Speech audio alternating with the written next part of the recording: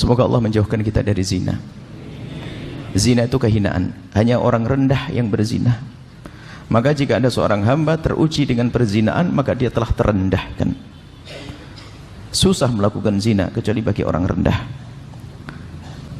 Semoga yang pernah kepleset dalam zina Allah ampuni dan Allah beri kesadaran.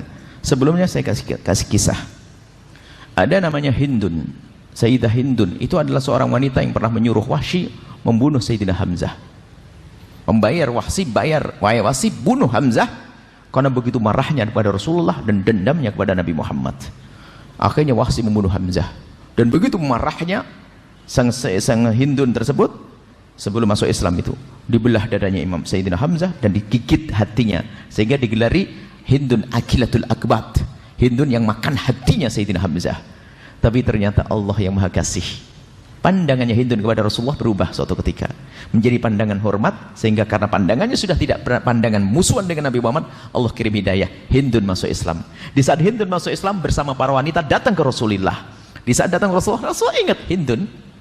Hindun, Nabi Muhammad menyapa, kau Hindun? Iya ya Rasulullah. Baik, kau datang dengan wanita semua dan kaum wanita? Iya Rasulullah, kami datang dengan kaum wanita. Baik, kalau begitu wahai kaum wanita, berbaikatlah kalian, berjanjilah kalian. Ya Rasulullah, berjanji apa ya Rasulullah? Berjanjilah kalian untuk tidak menyekutukan Allah. Kami berjanji untuk tidak menyekutukan Allah. Apalagi ya Rasulullah? Berjanjilah kalian untuk tidak mencuri. Kami berjanji untuk tidak mencuri. Apalagi ya Rasulullah? Berjanjilah kalian untuk tidak minuman keras. Kami berjanji untuk tidak minuman keras. Apalagi ya Rasulullah? Berjanjilah kalian untuk tidak berzina. Diam. Hindun mengangkat suara, ya Rasulullah, atazdil hurratu ya Rasulullah, apakah kebayang orang seperti saya melakukan zina? Kok suruh berjanji tidak berzina? Apakah kebayang? Bagi orang mulia susah melakukan zina. Wanita mulia susah melakukan zina. Baik.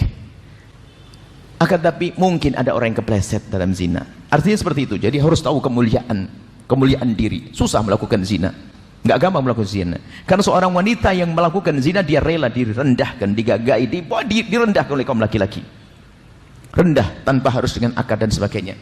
Tapi ketahuilah, Allah Maha luas dengan pengampunnya. Mungkin ada di antara yang mendengar suara ini, mungkin, dan semoga tidak ada. Mungkin ada yang pernah kepleset dalam zina. Allah Maha luas dengan pengampunannya. Sebesar apapun dosa tersebut, ketahuilah, kalau minta ampun kepada Allah dengan serius, at-taibu minadz-dzambi kaman la dzambalah. Orang bertobat dari dosa seperti orang tidak pernah punya dosa. Apalagi dosa terjadi dulu pada masa mudanya. Akan tapi urusan perzinaan secara tobatnya yang pertama adalah sembunyikan dari manusia. Jangan sampaikan kepada siapapun dari bangsa manusia. Manusia tidak bisa mengampuni, manusia hanya bisa mencaci dan menghinakan kita. Anda kalau ada pernah kepleset, tutup aib tersebut. Jangan ceritakan kepada siapapun. Jangan kepada calon suami, jangan kepada siapapun. Tutup. Ada seorang datang ke Rasulullah, ya Rasulullah, halaktu wa qad zanaitu fatahhirni. Ma'is. Ya Rasulullah, aku kepleset dalam zina, sucikan aku ya Rasulullah. Nabi mengatakan, la'allaka lamasta. Mungkin kamu tidak sampai zina. Dialihkan Nabi, mungkin hanya bersentuhan saja. Tidak ya Rasulullah, aku berzina. La'allaka qabbalta. Mungkin kamu hanya mencium saja. Tidak ya Rasulullah, aku melakukan. La'allaka fakhatta. Mungkin di antara dua paha saja. Tidak ya Rasulullah, aku melakukannya. Baru setelah yang keempat, ditegakkan hukum kepadanya. Artinya apa? Urusan perzinaan hendaknya kita tutup, sebab aibnya zina bukan seperti yang lainnya. Orang kafir masuk Islam mu'allaf, cucu masih bisa bangga, ayahku mu'allaf, kakekku mu'allaf. Tapi kalau seorang cucu punya kakek berzina, akan nempel aib itu di jidatnya sampai kapanpun. Maka takutlah kepada zina. Ada pintu halal, kenapa harus masuk zina? Tapi apapun bentuknya, mungkin ada orang yang pernah kepleset dalam zina.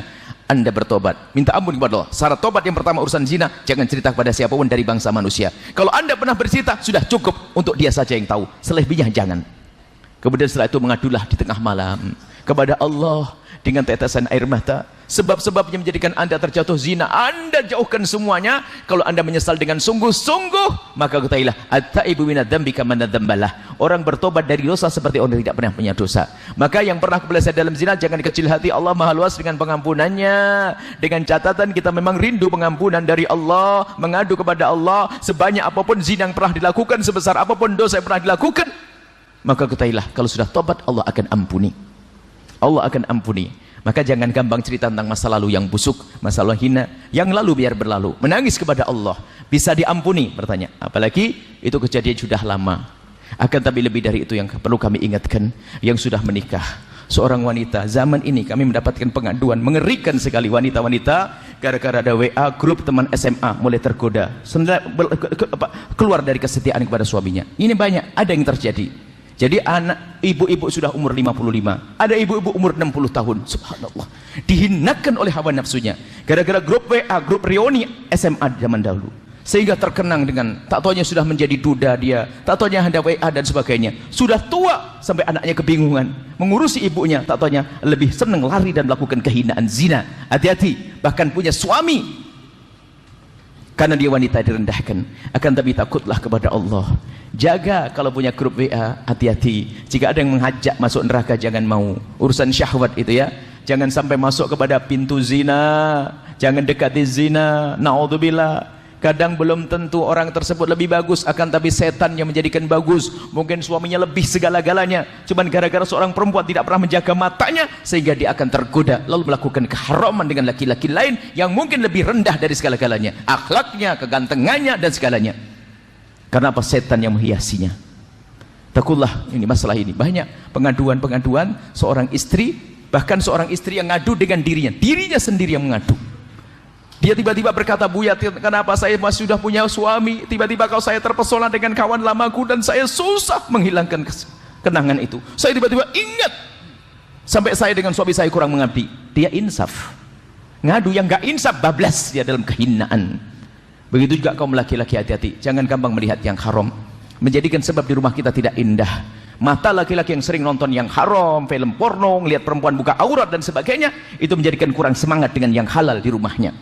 Karena dia telah dikuasai oleh hayalan-hayalannya yang tidak ada pada istrinya, dan itu menjadi sebab kurangnya keindahan dalam rumah tangga. Maka jaga mata kita, jangan masuk wilayah zina, jangan mendekati zina dengan nonton film-film kotor dan seterusnya.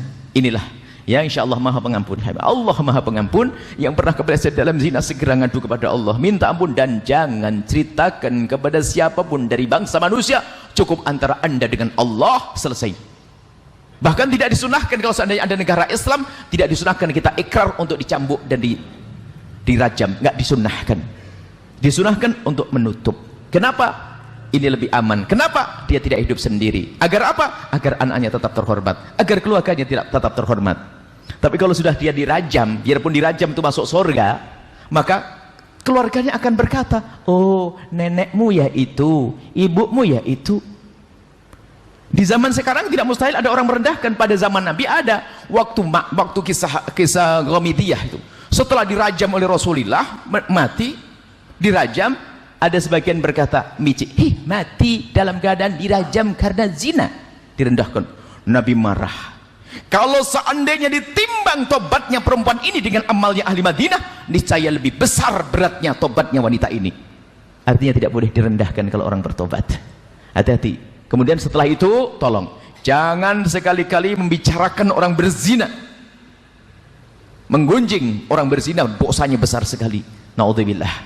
Khawatir kita diuji oleh Allah dengan kehinaan yang serupa. Kalau anda mendengar berita perzinahan, bahkan kalau ada orang bercerita kepada anda tentang perzinahan, tutup, biar kita saja yang tahu, selesai, jangan cerita ke siapapun. Inilah cara bertobat dari zina. Semoga Allah menjauhkan kita dari zina. Ada pintu halal, ada cara nikah yang gampang. Kalau belum berani resepsi, ya yang gratisan, ya nggak pakai resepsi dulu lah, yang penting nyembelih ayam kayak gitu sudah beres.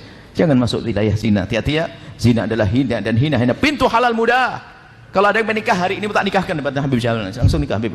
Sekarang nikah hal kan repot. Kenapa harus masuk pintu yang haram? Haram, nikah gampang. Datang ini selesai nikah. Masalah resepsi mungkin nanti setelah punya cucu, gak apa-apa. Repot nikah kok jadi halal itu penting, haram itu yang bahaya. Zina adalah hina, selesai.